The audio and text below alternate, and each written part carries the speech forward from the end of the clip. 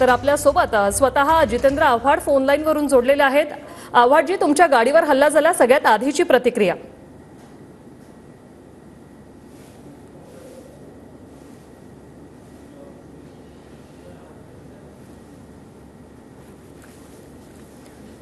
तर काही तांत्रिक कारणांमुळे संपर्क तुटलेला आहे। पुन्हा लवकरात लवकर त्यांना संपर्क करण्याचा प्रयत्न करतोय। 3 अज्ञात इसमांनी जितेंद्र आव्हाड यांच्या गाडीवर हल्ला केलेला आहे।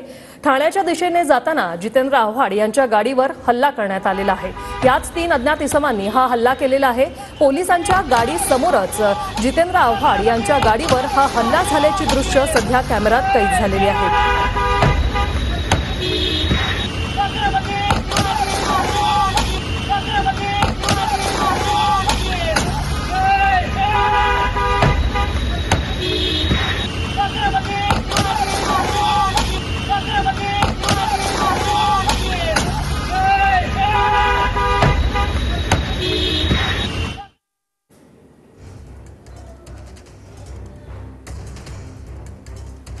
संभाजीराजेंचं रक्त तपासण्याची गरज आहे। संभाजीराजे छत्रपती म्हणणं सोडून द्या, अशी वादग्रस्त वक्तव्य जितेंद्र आव्हाड यांनी केलं होतं।